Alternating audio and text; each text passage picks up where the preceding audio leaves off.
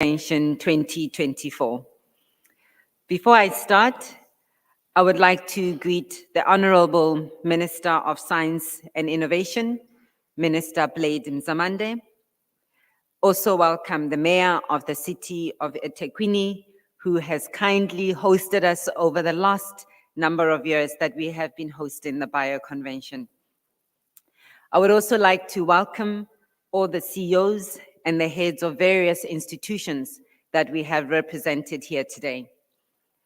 To our esteemed delegates, and last but certainly not least, the brainchild behind this initiative, Dr. Nhlanhla Msomi, who is the president of BioAfrica.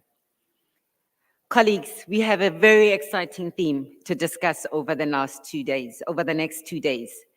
But I also understand that the weekend was equally vibrant, with a number of our innovators and SMMEs undergoing some rigorous training around the subject of this convention. This year, our theme is ensuring health security through investing in vaccine innovation and manufacturing. How timely is this theme as we're all faced with mpox and having to make various interventions and decisions in our respective institutions? While the theme is on vaccines, this, however, remains to be a relevant topic for all health products. I'll reflect on the COVID-19 pandemic and our response to it. What that showed was that as a globe, as the African continent, as South Africa, we need to make sure that we invest in innovation. What it demonstrated that we have to have manufacturing capacity to take care of our health needs as the African continent. What it demonstrated is that we need to collaborate, and I'm so thrilled to see a number of our international friends and partners here today. I am thrilled to see that the audience is diverse. We have innovators, we have those in R&D, we have those in regulation, we have our local manufacturers on the continent, spanning Nigeria, Ghana, we've got people from Egypt and South Africa. What this demonstrates is that we have to work together to address any public health emergency. We saw through the COVID pandemic that we struggled to access vaccines and therapies as the African continent. The Africa CDC and various other institutions and the WHO put in place efforts to support us as a continent to access these products. However, we accessed them later than many of the countries in the north. We had none, if any, capacity locally to manufacture the vaccines, to manufacture even some of the therapies. I think we were fortunate, and we must commend those in medical devices and diagnostics, that they quickly managed to pivot and manufacture these diagnostics that are a critical tool in any public health emergency. We cannot put the COVID-19 pandemic to waste. We have to learn from it. We have to say, as a continent, with the support from our international partners, how do we make sure that when faced with the next pandemic, we have a different narrative for Africa? The lack of coordination, the lack of investment in R&D, in innovation, the lack of supporting our local manufacturers has an impact to the public. We need to, as those who are sitting in this room, ask ourselves, what can we do in our respective institutions to enable access to the most needed health products? And the scenario is playing out again with mpox. We require various vaccines. They're not manufactured or available even as we speak in some of our countries. Some of the therapies are not available. And we should be asking ourselves, knowing what we know about the frequency of public health emergencies, what are we who are sitting around this room going to do differently? And hence, we have brought all of you here over the next 2 days to deliberate on this topic. In this deliberation, we've arranged a number of sessions wherein we implore you to join us. We've got 2 breakaway rooms, and we're trying to make sure that we all participate in these engagements. We will be having conversations about investing in local innovation, R&D, and manufacturing. We will be having conversations with our local manufacturers, who many of them have joined us over the next 2 days. We will be having a conversation about how to create an enabling regulatory environment. And we're quite thrilled to have the WHO represented here, as well as the Africa CDC and many other regulators. Quite an important topic is procurement. And again, we have a session focused on saying, how do we procure locally? We cannot do the R&D, we cannot innovate, our manufacturers cannot produce what they do, and there is no strategic intention to procure locally manufactured products. And quite critical to all of this is skills. We need to ensure that as Africa, and I'll say again, in partnership with our international friends, stakeholders, and partners, we have to invest in the skills. There's no ways that we can achieve any intention to locally manufacture products that are for public health emergencies if we don't invest in our skills. For these topics, we have a range of speakers from South Africa, from across the continent, and I'm really thrilled that this is a Pan-African convention. We also have our partners and stakeholders from outside of the continent. And I'd like to thank all of you for availing yourselves. All of you are extremely busy, but yet you have chosen to honor us with your time to have these deliberations. And so with that said, I would like to officially open the conference and welcome all of you to the Bio Convention 2024 with the theme, Ensuring Health Security Through Investing in Vaccine, Innovation, and Manufacturing. With that said, we're going to have a brief security briefing so that if anything happens, we all know what to do. Thank you. To the Durban ICC, where the world meets Africa. As a leading world-class events facility, we make your safety our #1 priority. Please give us your attention for a few minutes to take you through some important health and safety information. As the Durban ICC is a public space, please remember to keep your personal belongings safe and with you at all times. We have many bathrooms to use during the venue. There are plenty of bathrooms, toilet and concourse areas. The Durban ICC is a smoke-free building, but we do have clearly marked smoking zones outside the main entrance and in the courtyard opposite the concourse. Please make use of these areas and the ashtrays provided when you smoke. In the event of a medical emergency, please dial the emergency number 031-360-1111 for assistance. The Durban ICC has developed a very simple emergency evacuation plan that everyone must be familiar with. I'll start.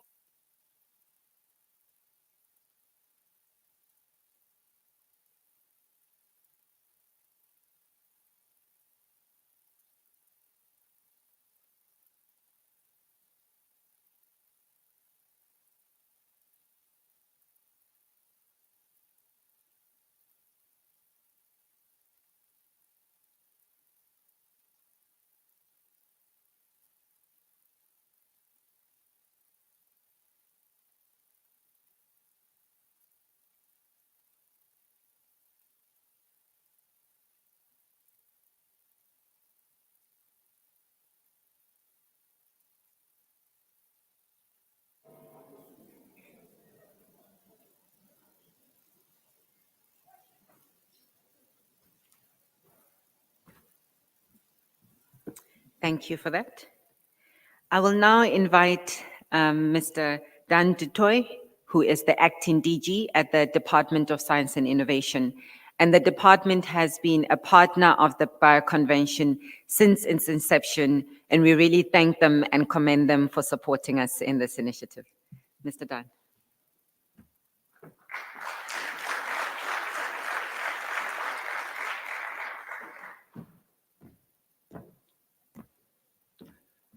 Thank you very much for that introduction. Deputy Mayor, ladies and gentlemen, good morning.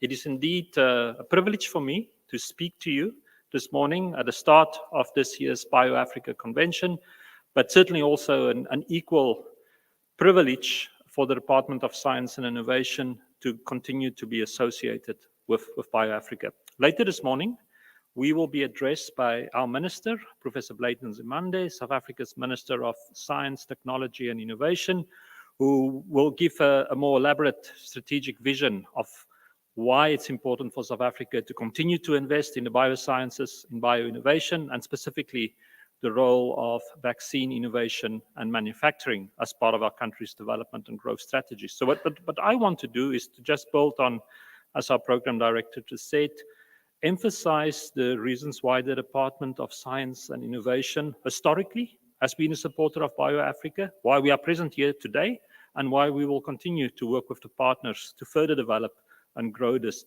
very important event. I mean, these are very exciting times for science, technology, and innovation in South Africa. If you had listened to our president when he opened the parliament of this 7th administration of Democratic South Africa, he announced the development of a medium-term development plan, which will be the strategic framework, which is setting out South Africa's priorities and objectives for the next 5 years. So that plan is currently under development.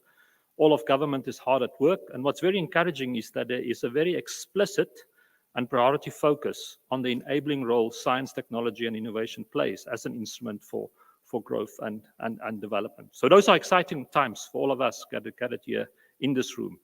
And that focus on science, technology, and innovation will be guided by South Africa's 10-year or so-called Decadal plan for science, technology, and innovation. It was a plan which was developed under the leadership of Dr. Phil Mjwanga, our former Director General of Science and Innovation, who's, I think, present here today because we will be paying tribute to him later today. And then under Minister Nzimande's leadership, approved by the South African Cabinet. And what is crucial is that that is not a plan for us only in the department. It's not the plan for us in government.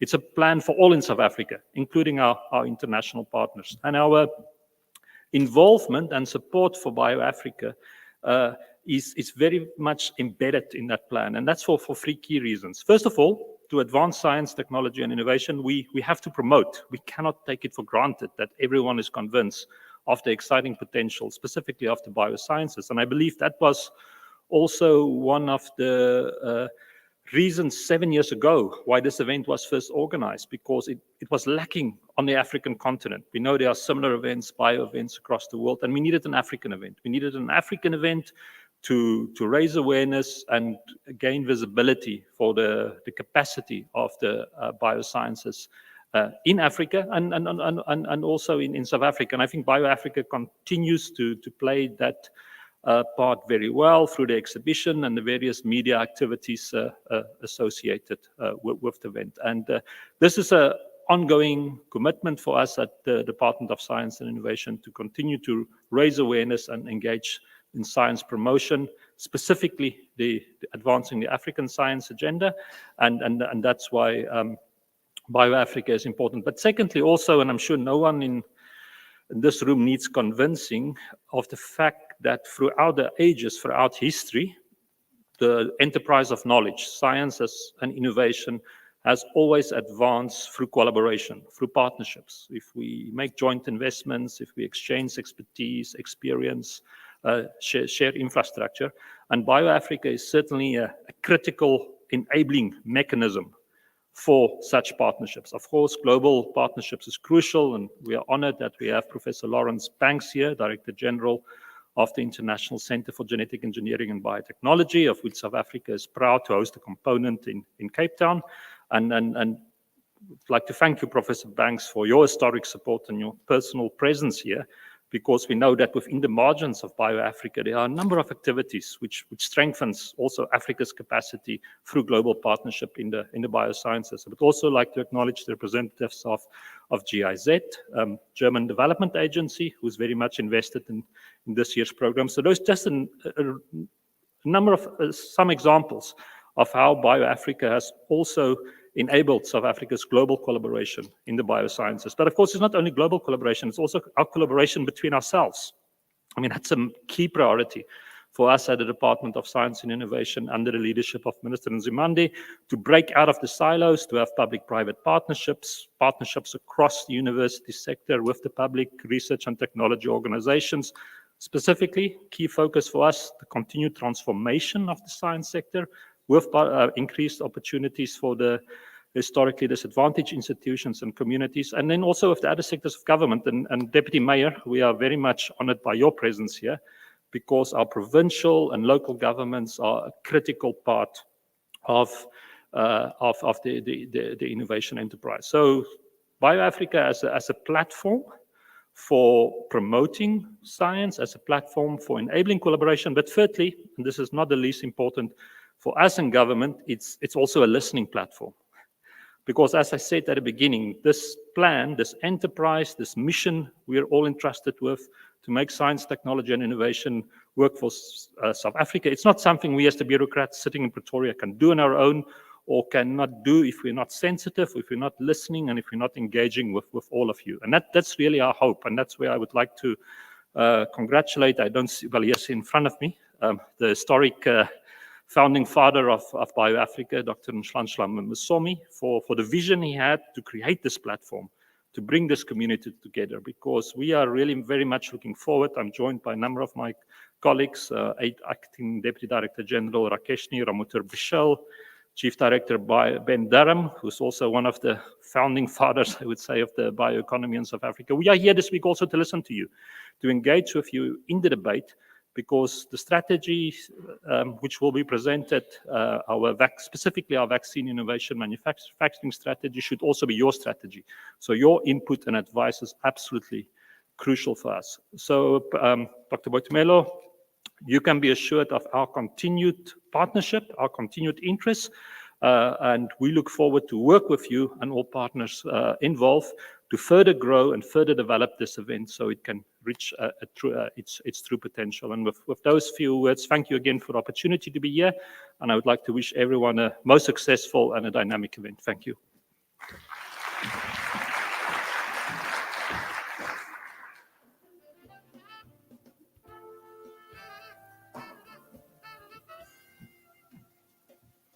Thank you so much, Mr. Dandutoy, for stressing the importance of collaboration and also speaking to your partnership. We really appreciate it. Next on the program, and I'm not going to read profiles, these are available on the website. In the interest of time, I will just ask the various members to come up to the stage. The next speaker on the program, who has already been mentioned, is Dr. Lawrence Banks, again, a friend and a partner of the Bio Convention. He is the DG, the Director General at the International Center for Genetic Engineering and Biotechnology. And also we would like to thank them for spending time with our innovators over the weekend, providing very critical skills and training. Thank you. Welcome, Dr. Banks.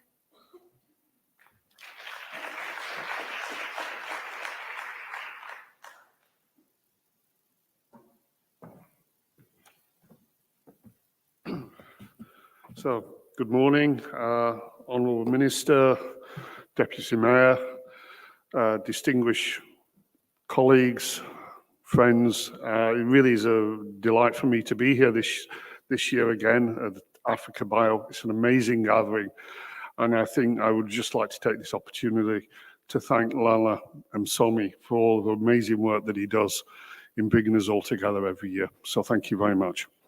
Could I have the first slide, please?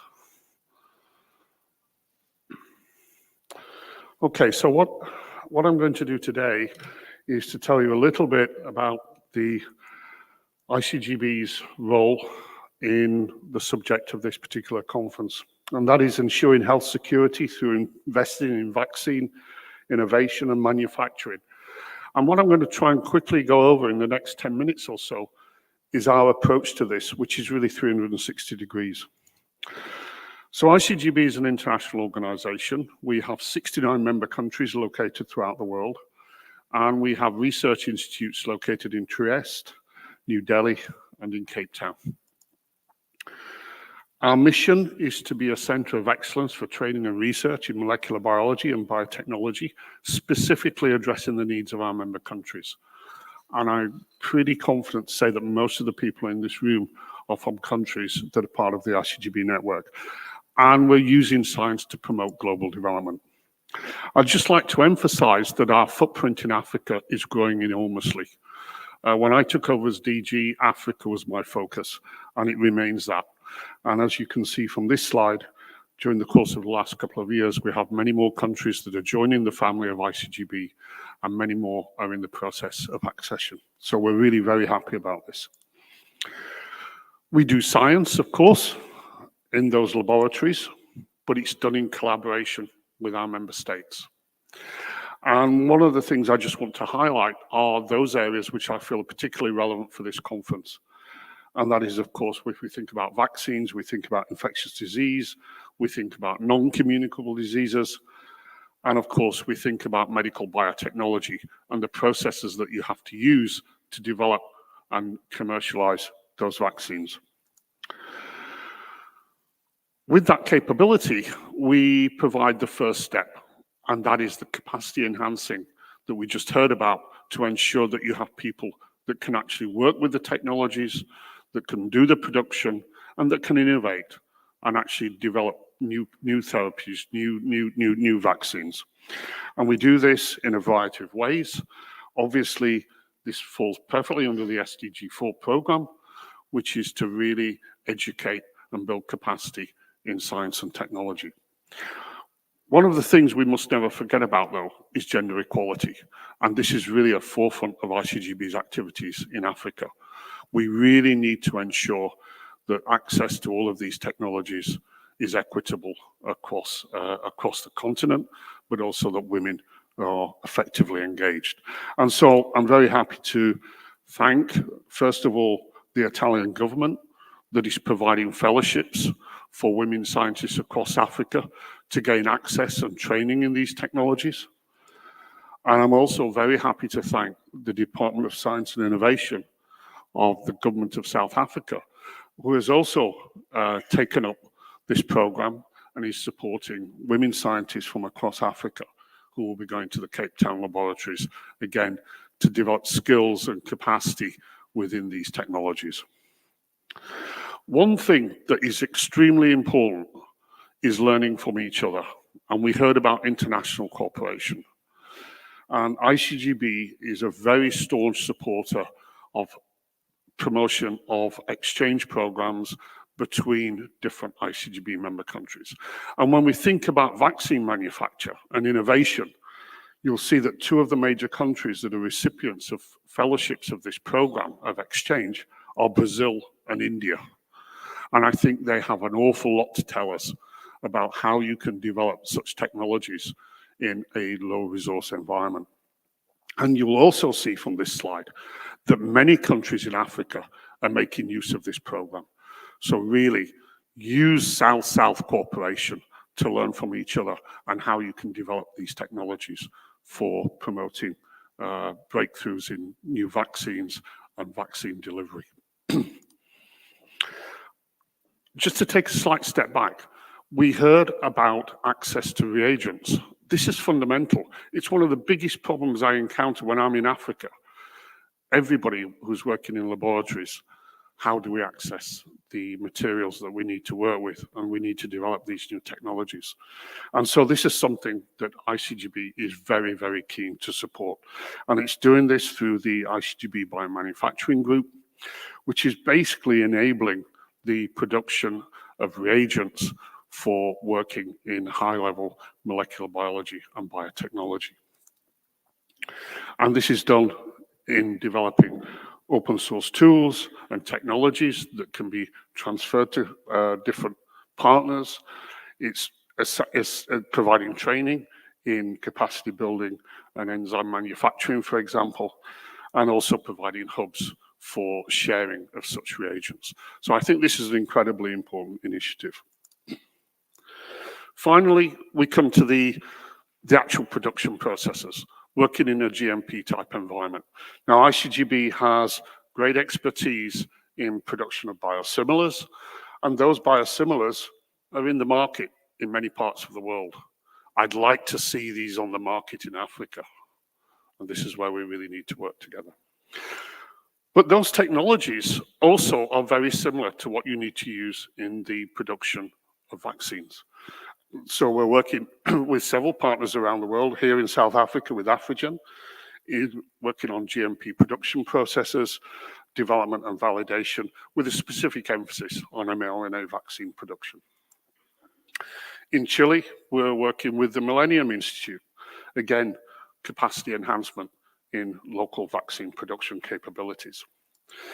And we've worked also very closely with the WHO in developing this program for actually providing training for young researchers who are working in startup companies, small, medium enterprises, in actually developing and learning the technologies that are relevant for working under GMP compliant conditions. And this ranges from understanding regulatory processes, understanding how to do quality control, and of course, understanding how to make the biotherapeutics in this particular instance.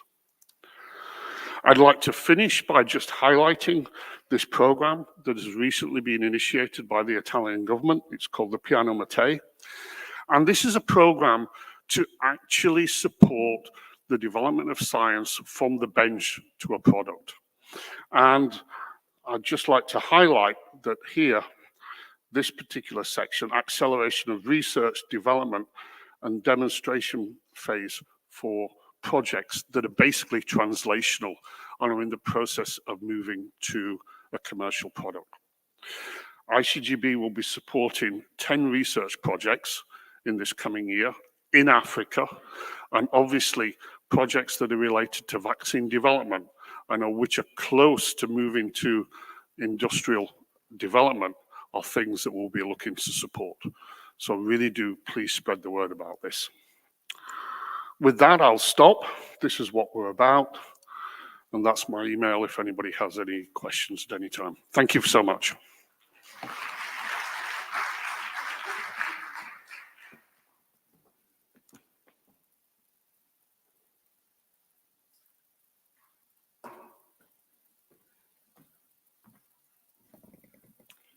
Thank you for that, Dr. Banks. And certainly we look forward to more discussions with yourselves and the colleagues that have come with you around some of the programs that you have. And thank you for being a friend of South Africa and Africa broadly.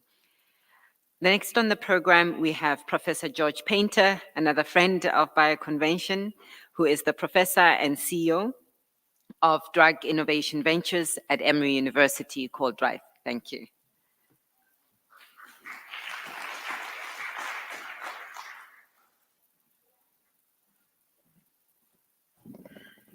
Good morning, everyone. It's good to be back. I appreciate the opportunity to talk to you today about pandemic preparedness and the critical role that direct-acting antivirals can play in setting up a complete pandemic preparedness plan. So there's an interesting and very compelling body of archaeologic and bioarchaeologic data dating back almost 10,000 years, at which point infectious disease began to impact humanity. And that's not a coincident time period. That also correlates with the time when there was a shift in human organization from Mesolithic nomadic kind of culture to a more urban, settled Neolithic culture, where people lived in cities and lived proximal to animals. So this whole issue of urbanization and proximity to animals and the possibility of zoonosis, the transfer of viruses from people to animals and animals to people, is still playing a big role.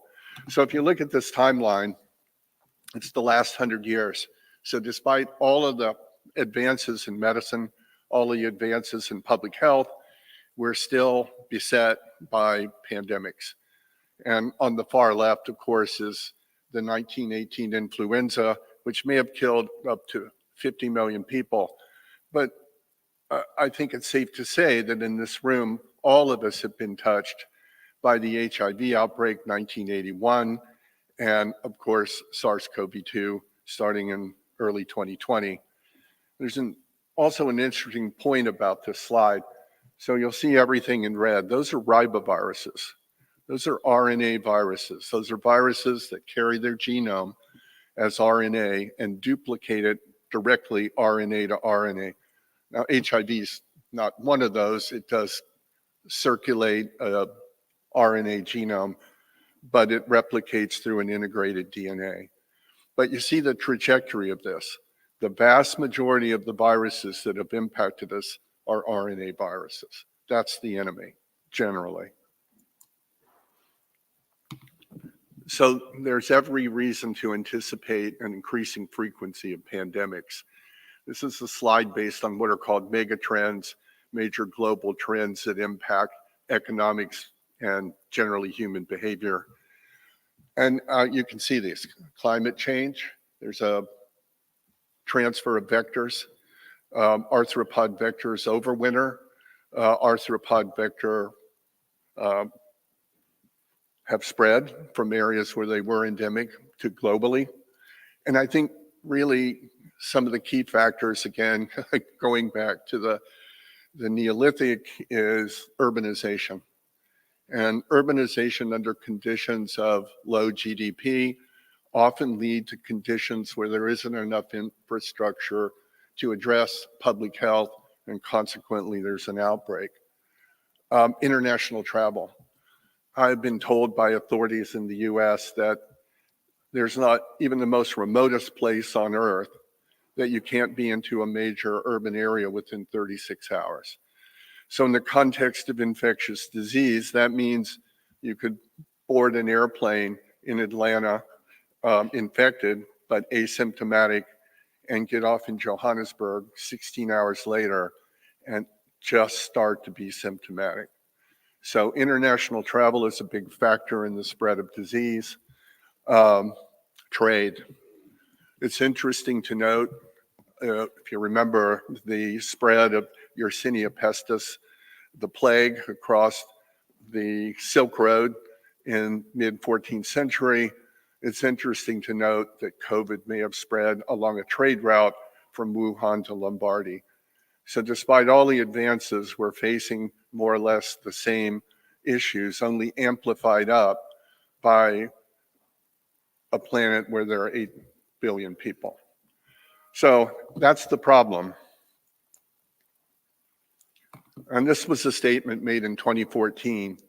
And I think it's almost patently obvious from the trajectory of pandemic infections over the last 100 years that this would have happened. And of course, it was SARS-CoV-2, a follow-on to SARS and MERS, and another RNA virus that's respiratory and easily transferred under tight population conditions by respiratory route. So if you follow on, this is the Africa CDC priority pathogens list. Everything in red is an RNA virus. So you see that they dominate the priority pathogens list. Note down there, there is monkeypox. That's a double-stranded DNA virus, one of 5 double-stranded DNA viruses that causes human morbidity and mortality. I would point out that there are 2 approved antiviral drugs in the strategic national stockpile in the United States that may be of use in the Mpox outbreak. And I would also point out something we learned, that's when I got into biodefense back then in 1999, that you can use a direct-acting antiviral agent to suppress viral burden and keep it below clinical manifestation of disease and then vaccinate. So there are some other strategies here that can be followed that involve treatment, and then for post-exposure prophylaxis, then vaccination. So why are RNA viruses so bad? What about them makes them so transmissible?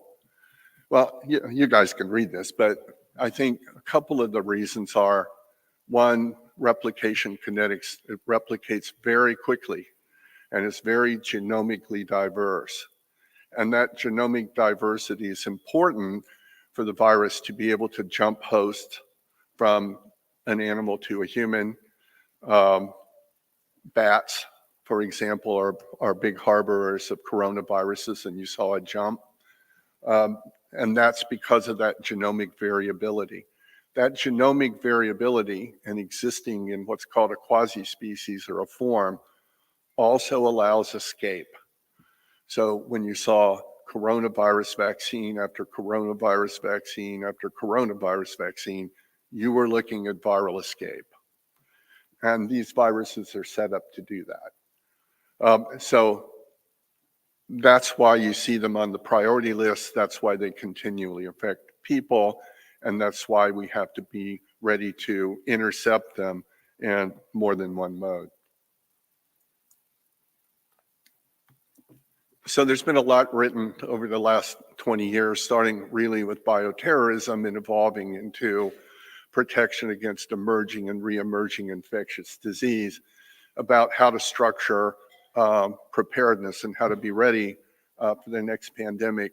This is a graphic that I took from the National Institute of Allergy and Infectious Disease, part of Health and Human Services in the United States. And it sort of captures the elements. It's not unique. It really is reflective of how everybody has begun to think about it. But note the circle. We kind of refer to it as a three-legged stool: vaccines. And there's no question that vaccines should lead the charge in terms of overall public health. Diagnostics, if physicians have a point of care diagnostic tool, they're better prepared. Remember, a lot of these diseases are clinically indistinguishable.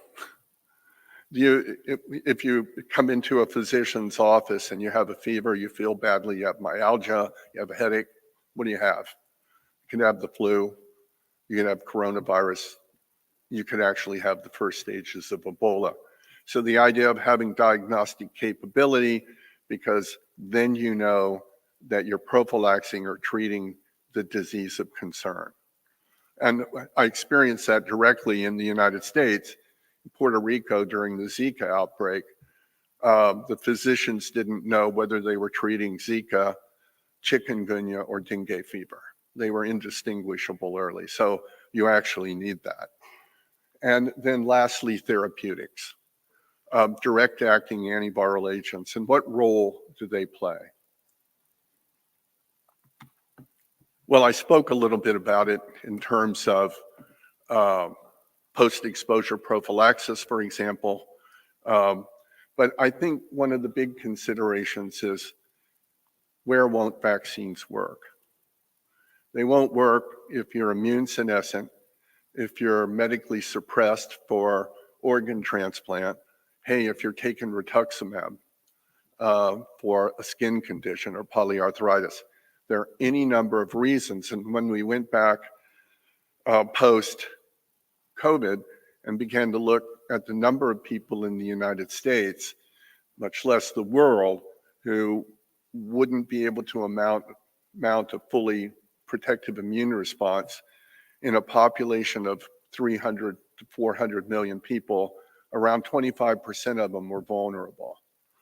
Now, of course, you want to treat people, and of course, those people also represent an ongoing reservoir of virus, and due to rapid replication, if resistance is going to naturally come, it'll come out of that kind of pool.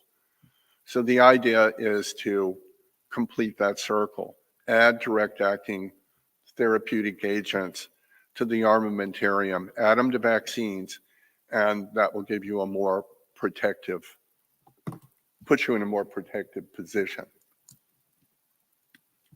So the idea of developing antiviral agents is rather daunting. We actually did one during the pandemic, molnupiravir.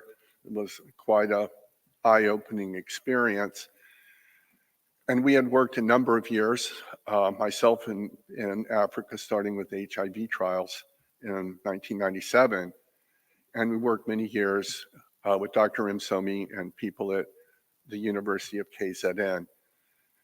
There's quite a lot of good science on this continent, a lot of well-trained science people, but people haven't been sewn together in this process known as drug development. So we have proposed a partnership with UKZN, and of course it's open to others, but to set up a drug development program. And the idea behind these programs, and we're funded by one in the US, and we could probably extend that funding to here, is to develop a number of potential antiviral agents, move them up to the point where if there's an outbreak, we might have a countermeasure in late stage development that we could move to the fore to address the pathogen of concern. So we're very enthusiastic about this interaction. Again, like I said, we've worked together for many years, well over 15. The foundational assumptions, pandemic preparedness requires collaborators. These pathogens could come from anywhere. Look, at the moment, dengue, West Nile, chikungunya, they're all endemic in the United States now. And in Brazil, the Ourapucho outbreak spread to Europe very quickly. It's in North America. Miami is actually a city in Brazil, not the United States. So we're all interconnected. We're all very interconnected. So the idea of setting up here in this tight collaboration is a very compelling concept. And again, we think that all the elements are here. We know all the elements are here, and we're trying to set up now the framework whereby we work together. So how does this work? Who brings what to the collaboration?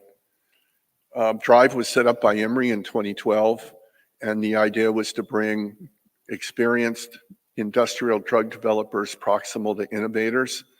We've been able to do that. Like I said, we pushed out molnupiravir during the pandemic, and we've worked on the development of multiple other antiviral agents.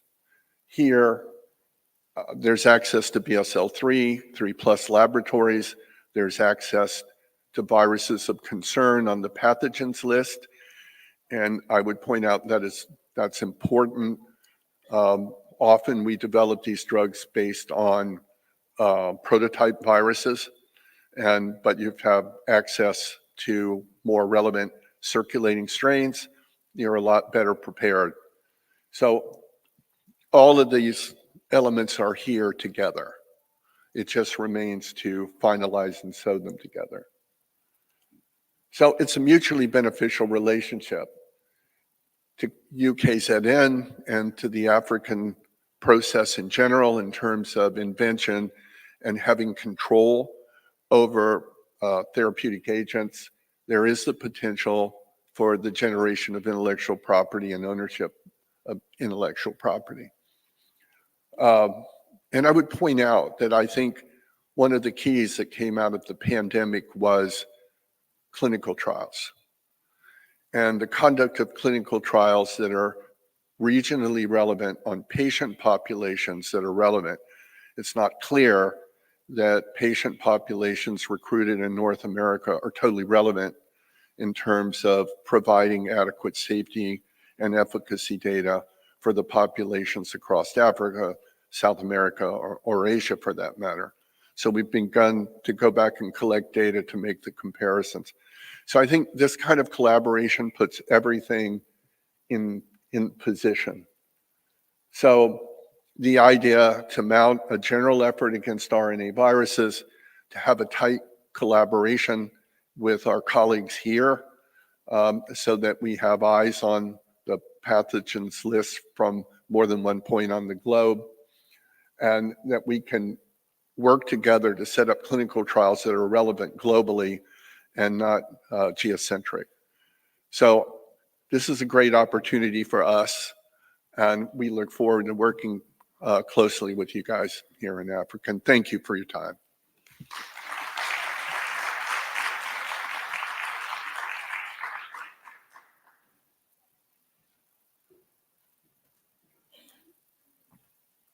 Thank you very much for that. I don't know about yourselves, but I'm certainly excited for what the rest of the 2 days holds for us. So please have a look at our program, identify sessions you want to attend, because you can see from these presentations that we really are geared up to have some really good conversations. Next on our program, another friend of BioAfrica, Dr. Abebe Genetu Bayu, who is from the Africa CDC, and he is the lead for local manufacturing of health products. Welcome to you. Thank you.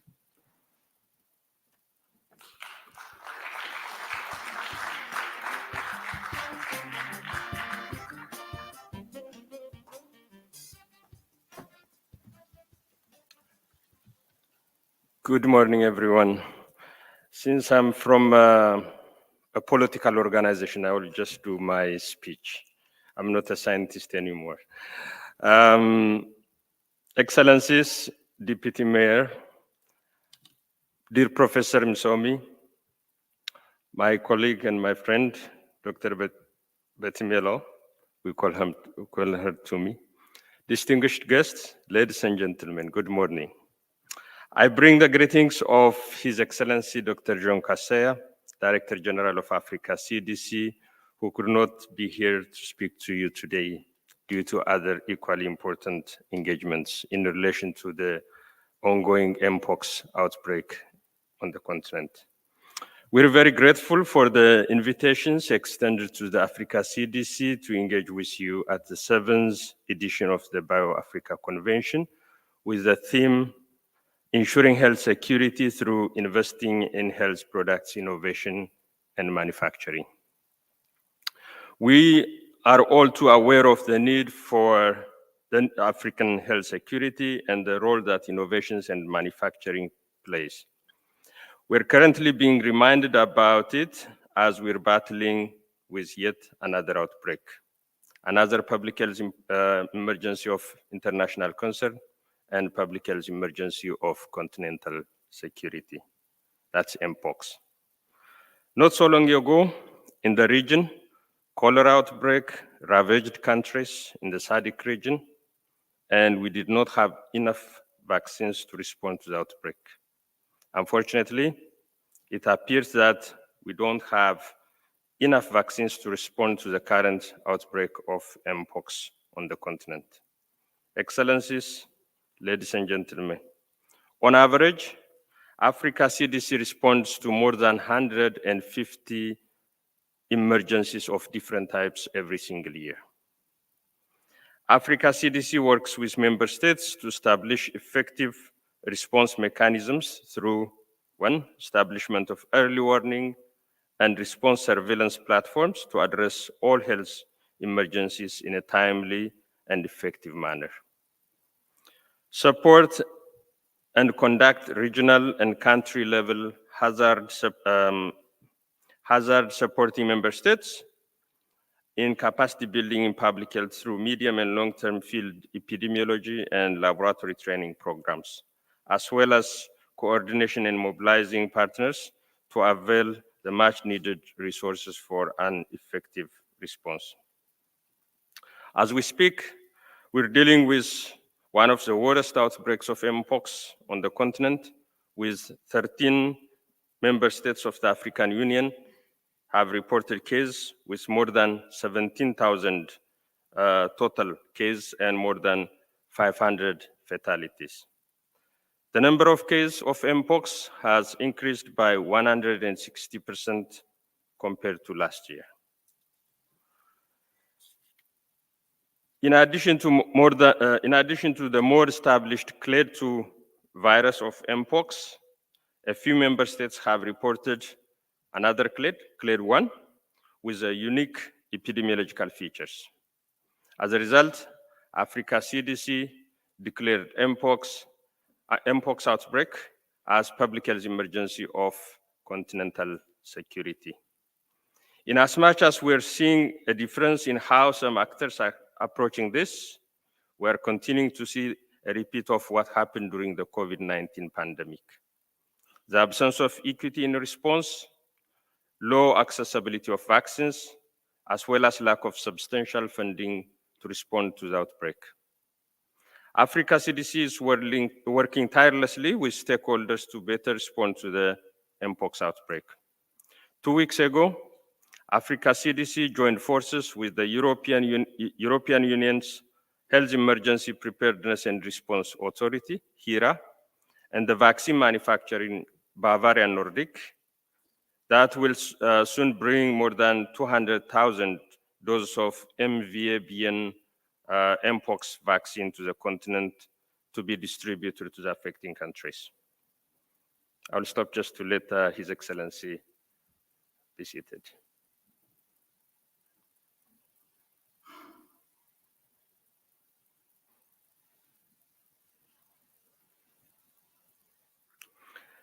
So,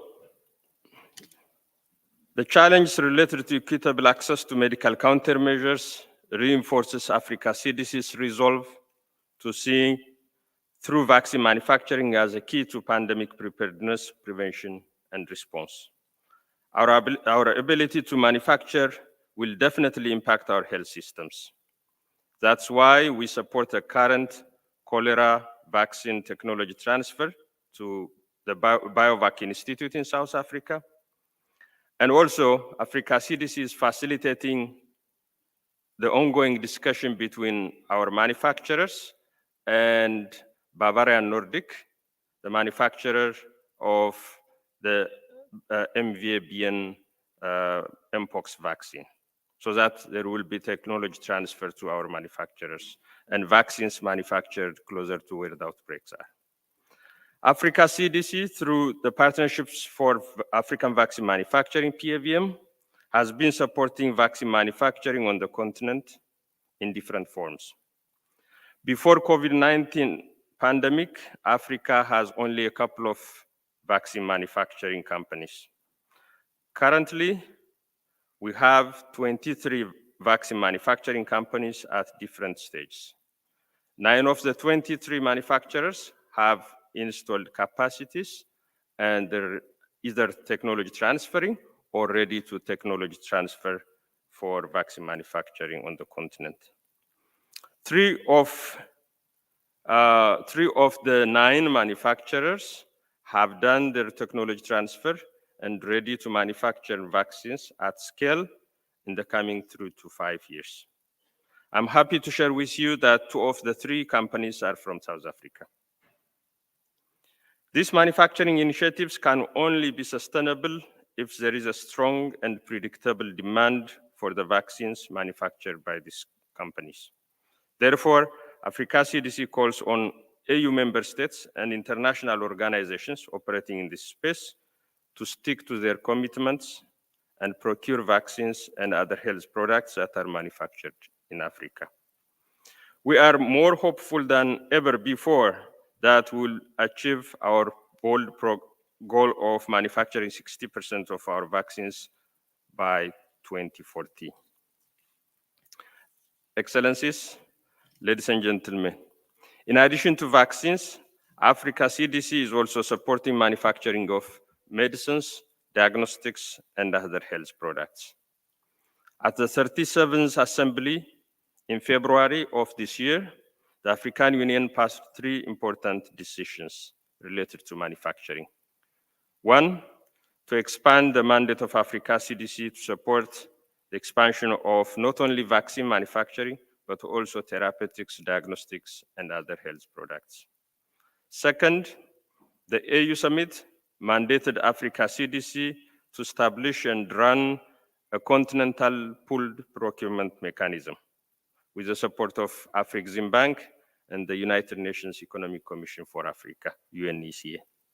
Third, appointed His Excellency President William Ruto, the President of the Republic of Kenya, as a champion of local manufacturing in Africa. Excellencies, ladies and gentlemen, innovation and manufacturing are intricately linked in this context. Without innovation, we cannot ensure sustainability of manufacturing in Africa. As much as we're facilitating technology transfer to Africa for vaccine manufacturing, we should also invest in promoting innovations and discovery research. Discovery research and development of health products in Africa is currently nascent and is limited to a handful of research institutions and academic institutions on the continent. Therefore, African governments, continental and international organizations, academia, and philanthropic organizations must be deliberate in their interventions so that we will have a strong innovation, research, and development ecosystem in Africa. On the other hand, Africa has a relatively better developed clinical trial ecosystem that bridges innovation with manufacturing. This has supported the development and entry into markets of several health products internationally. However, the clinical trial ecosystem in Africa is mainly partner-led, not efficient, nor well coordinated. As a result, Africa is not benefiting as much as it should be. Therefore, Africa CDC has developed a 10-year roadmap to strengthen the clinical trial ecosystem on the continent. We must also make sure that we link the role that Africans play in innovation and manufacturing. We continue to see too often clinical trials and research do not include considerations of access. We must make sure that when we take part in clinical trials and research and development, we also must ensure that Africa stands to benefit from these trials. As we gather here, let's use these next 2 days to discuss and forge partnerships to ensure that innovation is well supported. Our manufacturers, let's take this advantage of innovations which can support the impact of the manufacturing endeavors on the continent. We are also counting on government support to advance innovation in manufacturing of health products. To date, we have received backing from our African Union member states. We're looking into moving into action to deliver on the important agenda of manufacturing of all health products.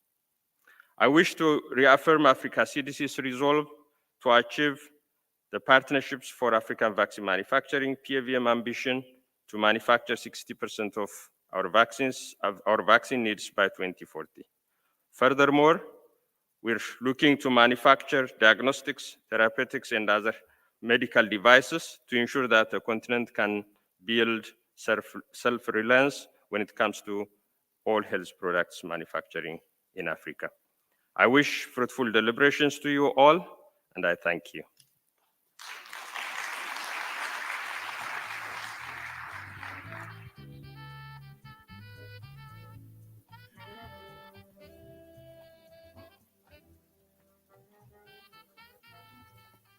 Thank you for those comments and remarks. Certainly welcome. Colleagues, I'll now welcome Ms. Zandile Mieni, who is the Deputy Mayor, and thank you for the warm welcome to the city of eThekwini and Durban in particular, but also she will introduce the Minister of Science and Innovation.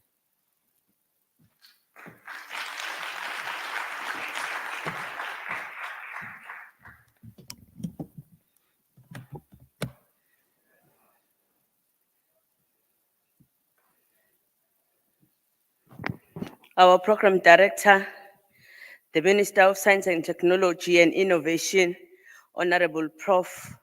Blade Nzimande, the Acting Director General of the Department, Mr. Dutai, the Director General of the International Center for Generic Engineering and Biotechnology, Dr. Lawrence Banks, the Africa's Bio President, Dr. Nhlanhla Msomi, the Chairperson of Bio-Africa Convention, Dr. B. Simete, the Professor and the CEO of Drug Innovation, Venture Professor George Paint, the lead local manufacturing of health products, Africa, with Dr. Abeb Junet, the program director, the distinguished guest members of the media. All protocol is indeed observed. Good morning, ladies and gentlemen. Goeiemorgen, sanibonani. It is an honor and a privilege for us as eThekwini municipality to be part of this Bio-Africa Convention. On behalf of the people of eThekwini municipality, we would like to extend the warmest welcome to everyone. We are truly honored to be part of this present event, which comes at a pivotal time when the humanity constantly searching for the solutions that will generate the food and the health security. Ladies and gentlemen, the Africa continent remains vulnerable to the health insecure due to the shortage because of the drought, political conflict, and the climate change induced to the pattern. As we speak, the millions of students are on the bank of the film because of the ongoing conflict between the warring parties. It is therefore we welcome coming together to bring the solutions that is facing our country and also the Africa in general.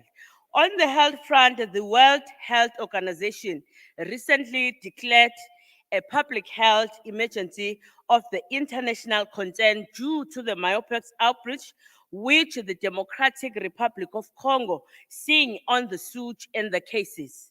Again, this underscores the need for international community to move with speed in ensuring that we have capacity to produce the vaccine. The theme ensuring the health security through investing in health products, innovation, and manufacturing. It is indeed the time for Africa to develop its own vaccine and other products that respond to the health challenges facing the continent and the rest of the world.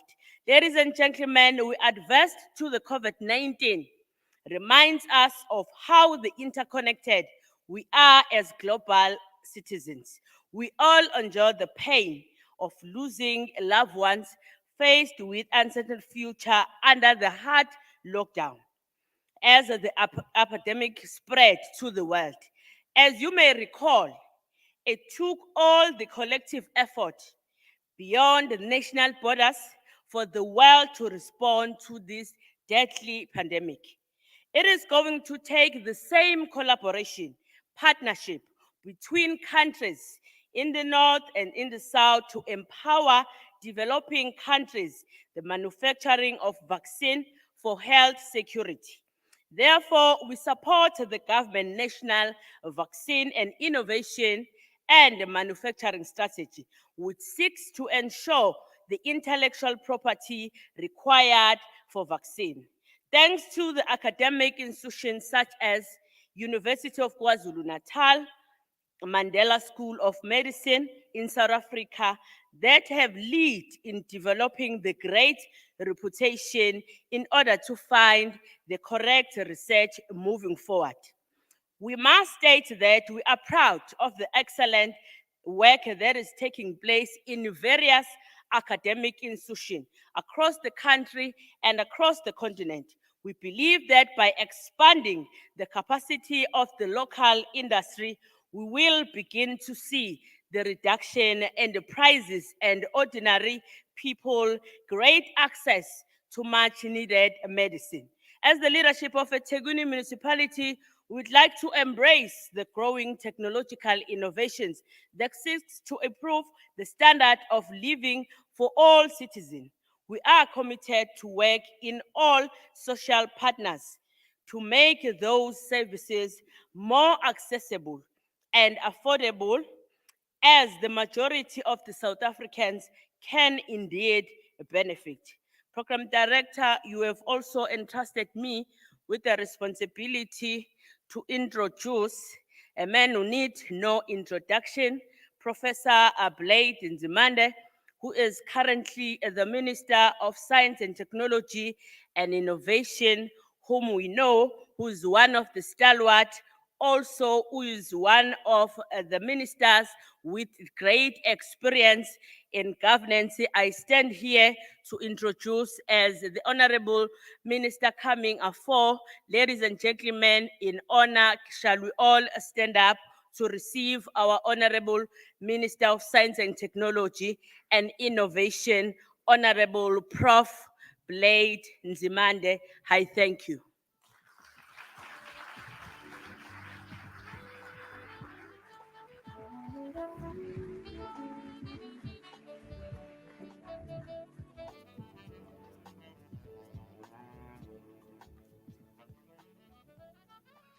Thank you very much. You may all be seated. Thank you. Thank you.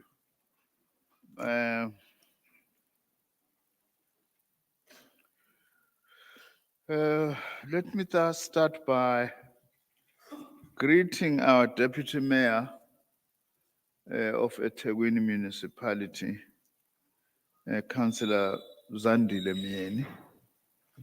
And thank you very much for being here to come and welcome us. The Acting Director General of the Department of Science and Innovation, Mr. Dan du Toit, Chair of BioAfrica, Dr. Boitumelo Simete Makukutlela, Dr. Nhlanhla Msomi, Non-Executive Chair and Executive Director, Non-Executive Chair of Africa Bio and Executive Director of the UKZN Health Consortium, my special advisor, Mr. Mandela,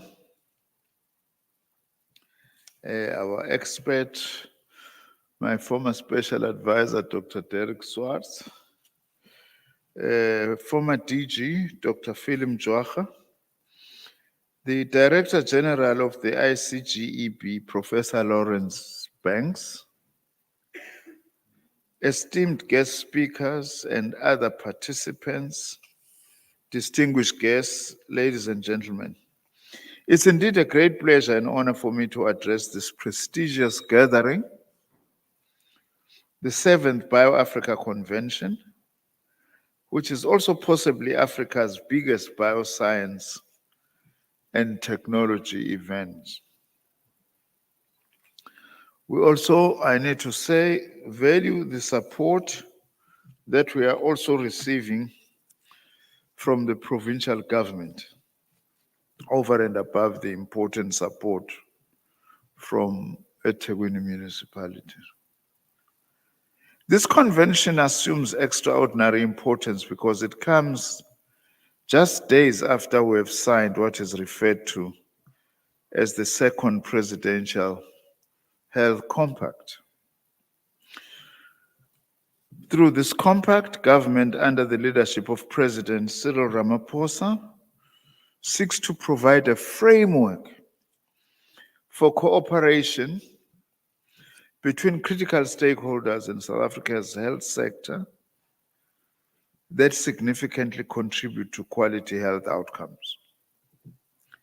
This compact also has a monitoring and evaluation component where roles and responsibilities are assigned to a broad range of stakeholders to support health systems strengthening to enable the implementation of our country's national health insurance. The signing of the second Presidential Health Compact follows on the 2023 Presidential Health Summit, which brought together government, business, labor, civil society, health professionals, unions, service users, statutory councils, academia, and researchers to develop sustainable and inclusive solutions to the challenges in our country's health system. Indeed, we are great believers in compacts as South Africans because we ourselves have been practicing these kinds of agreements and coming together of various stakeholders after our dreadful period of apartheid.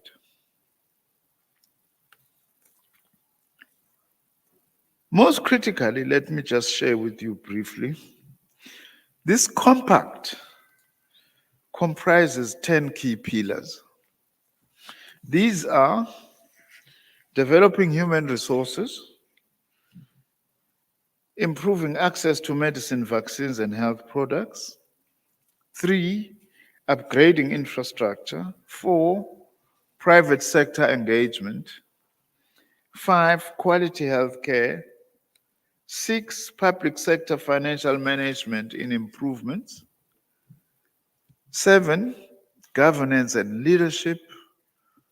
8, community engagements. 9, information systems. And 10, most importantly for this platform, is pandemic preparedness. Through its call for improving access to medicine, vaccines, and health products, and developing information systems and pandemic preparedness, the second Presidential Health Compact aligns perfectly, for instance, with the objectives of our 10-year Decadal plan, as we call it, for science, technology, and innovation, as it relates to health innovation.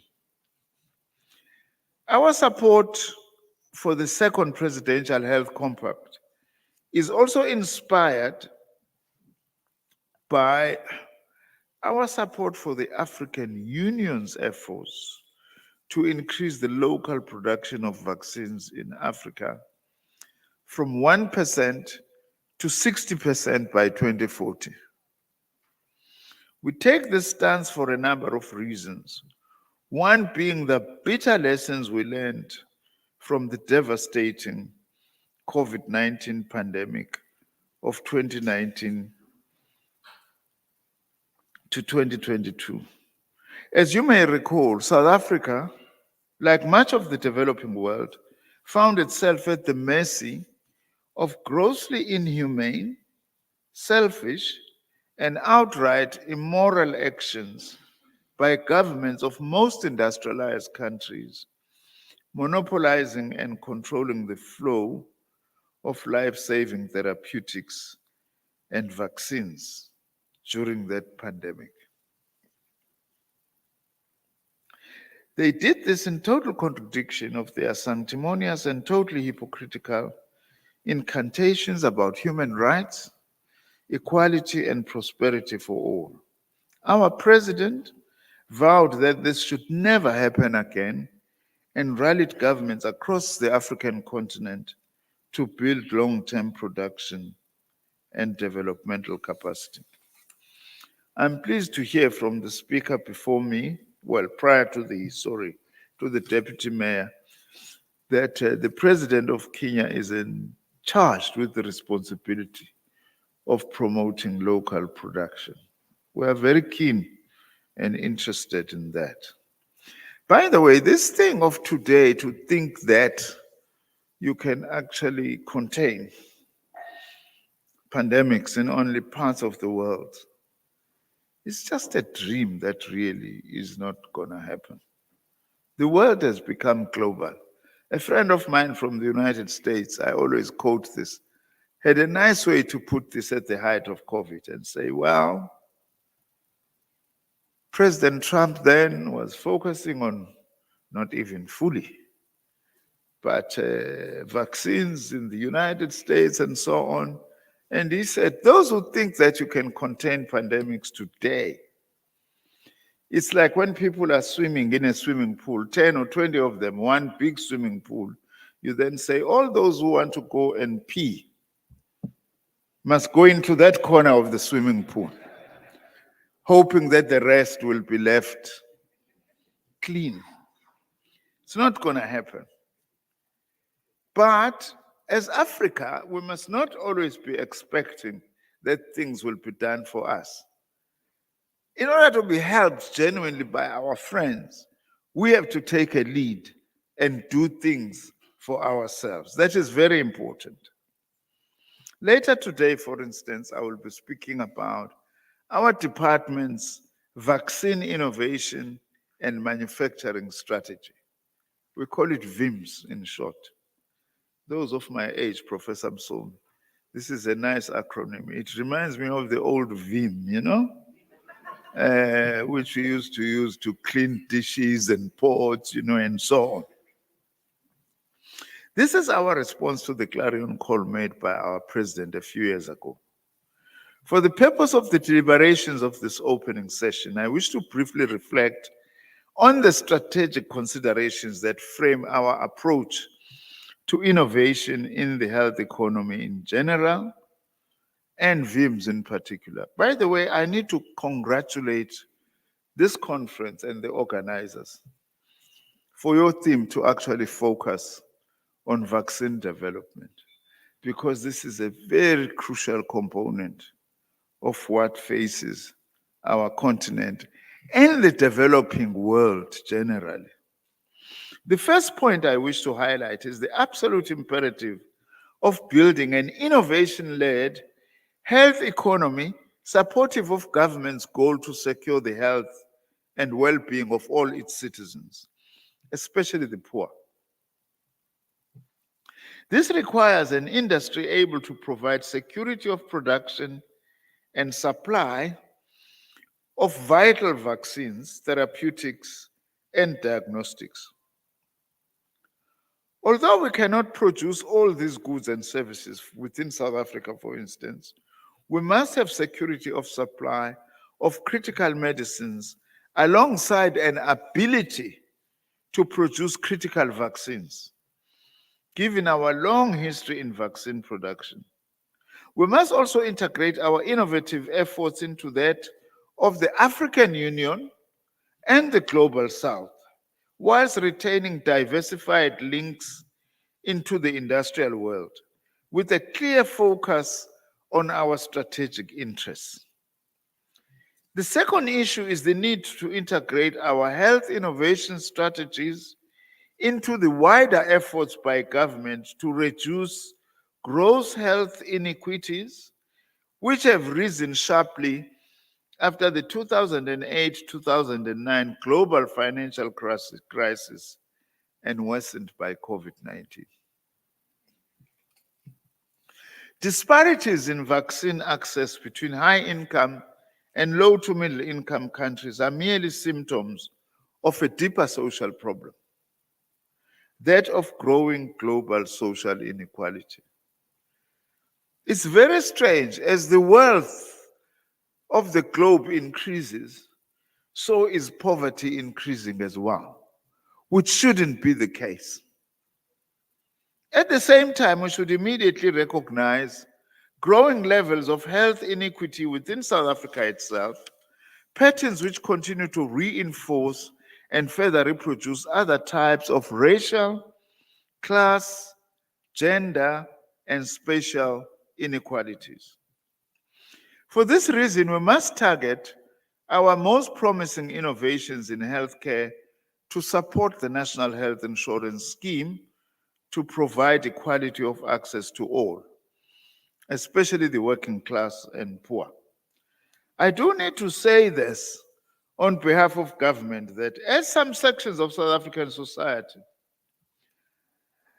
decide to distance themselves from the National Health Insurance, all we are trying to do is to realize what is contained in the UN Charter and many other global commitments, that health is a right and it's not a commodity to be sold or bought.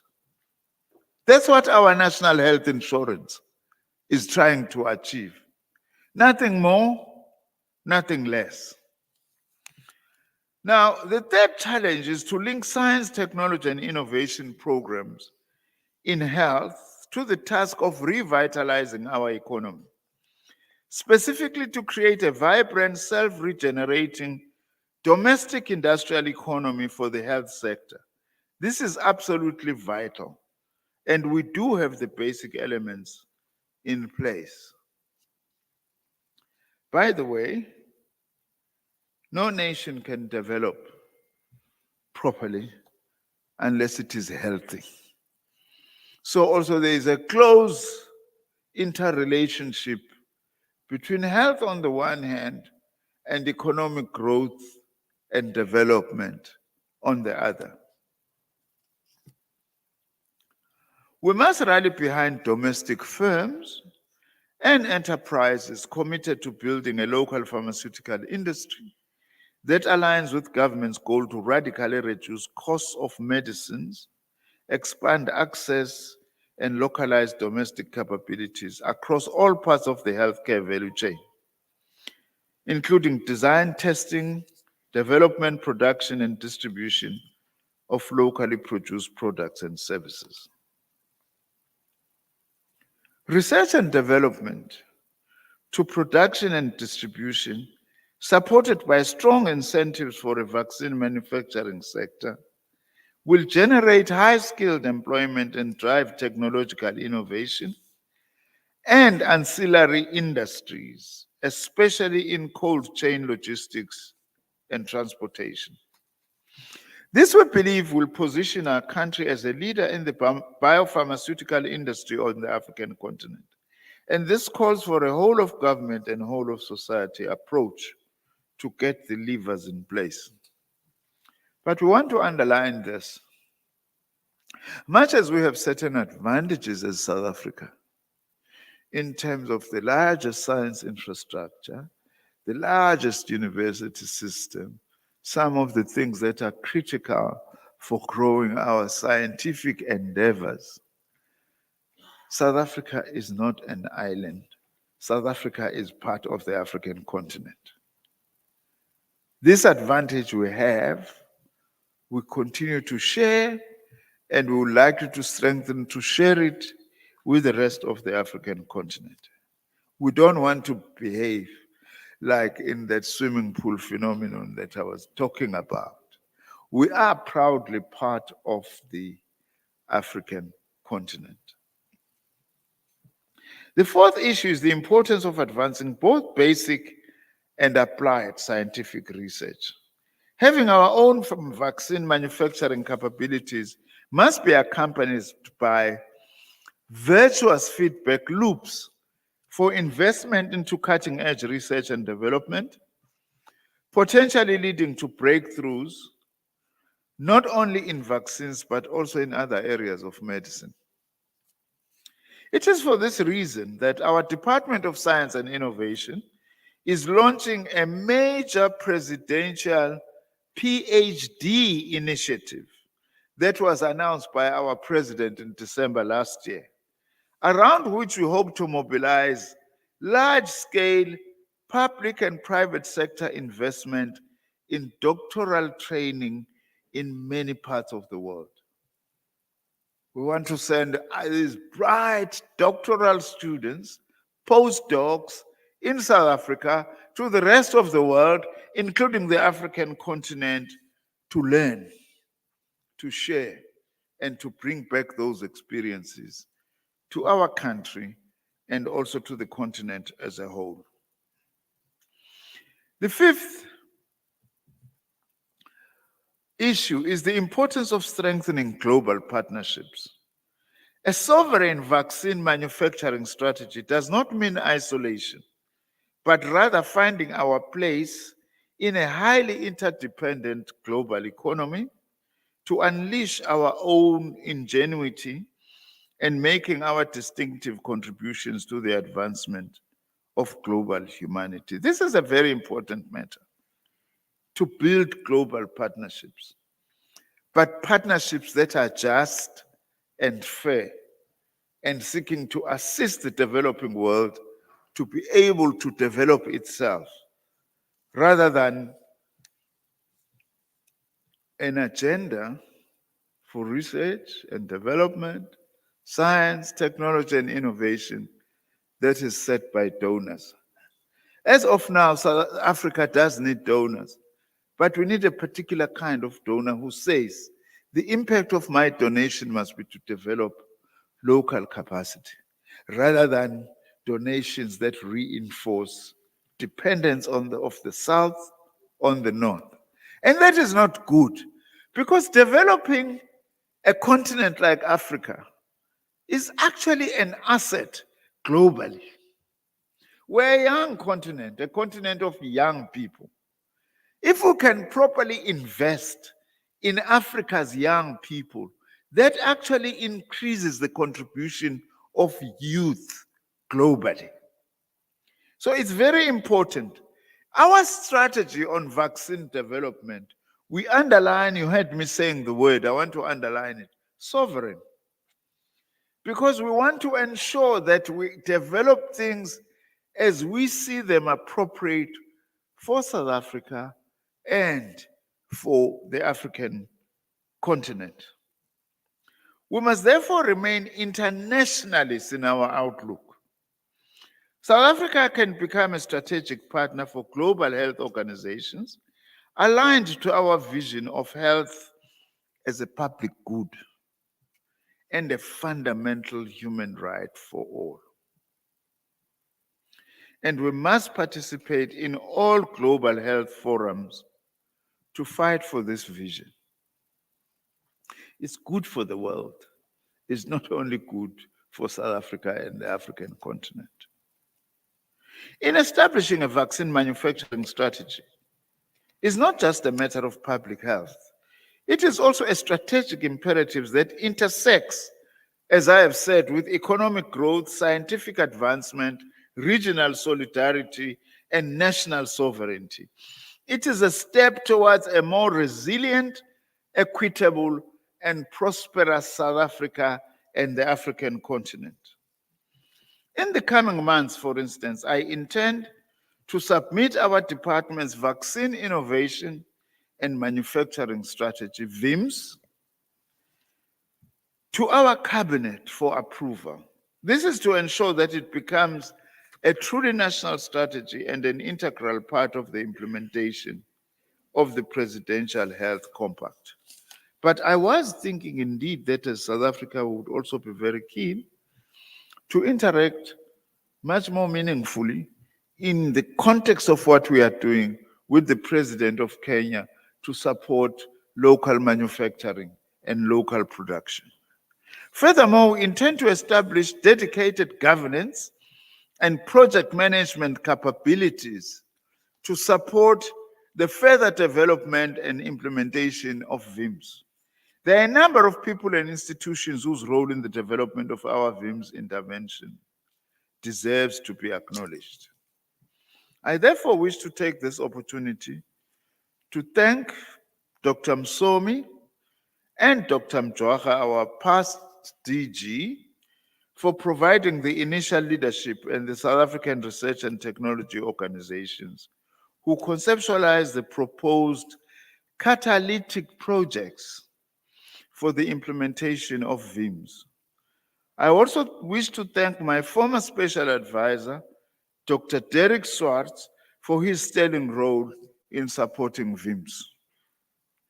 It also pleases me to note that the objective of the 7th BioAfrica Convention do not just align with our department's decadal plan, but that they also align with pillars of our country's recently signed 2nd Presidential Health Compact and the Medium-Term Development Plan, as announced by the President during the opening of Parliament.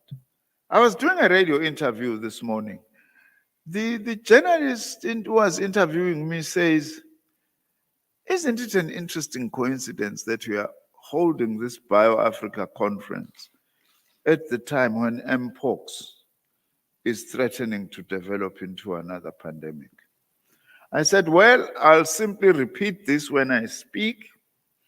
His name is Dabi Sotema, we call him Titi, so that we remind these delegates who are here that we do indeed live in the midst of pandemics.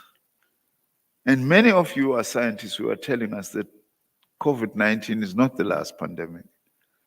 Within the next 10 years and less, we're going to have other pandemics. That's why also in our own health compact, we are emphasizing pandemic preparedness.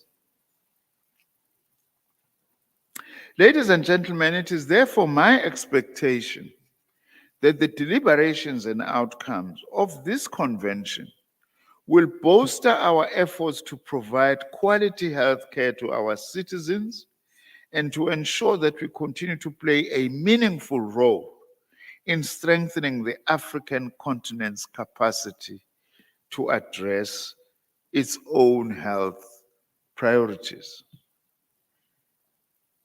In conclusion, as we proceed with the business of this convention, we must also remember the words of the founding president of our democracy in South Africa, Nelson Rolihlahla Mandela, who said, and I quote, "Health cannot be a question of income. It is a fundamental human right," unquote. I wish you a productive convention and look forward to the outcome of your deliberations. I thank you very much.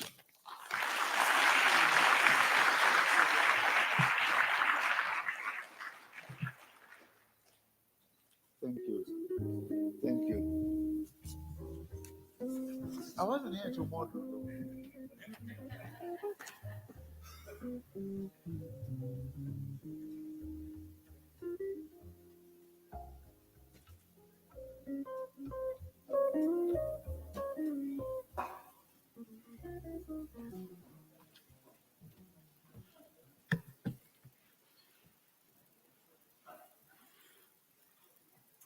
Thank you very much, Minister, for laying the foundation on the deliberations that we are to have over the last 2 days. I think you've challenged us to be intentional in our discussion and really to have a Pan-African view on all the conversations that we'll be having. Congratulations to yourself and the presidency for the signing of the second Presidential Health Compact. Minister, you referred to VIMS quite a lot, and I remember every Saturday I had to clean the floors. When I was young, my mom insisted that I clean the tiles. It works wonders on tiles. So those of you who haven't tried it, please do try it. But if there's one word that you must remember going out of the Bio Convention this year is VIMS. That is the Vaccine, Innovation and Manufacturing Strategy. And you're probably now sitting and wondering, what does it entail? What is this about? The minister is so excited about it. It's going to be a national strategy. Please join us in the next session when we have a panel of speakers who will be taking us through the details of VIMS. That is the Vaccine, Innovation and Manufacturing Strategy. But before we do so, we would like to have a short break. Please, 15 minutes, there's tea and coffee outside. Come back to this room. We're going to have an exciting discussion on the Vaccine, Innovation and Manufacturing Strategy. Thank you.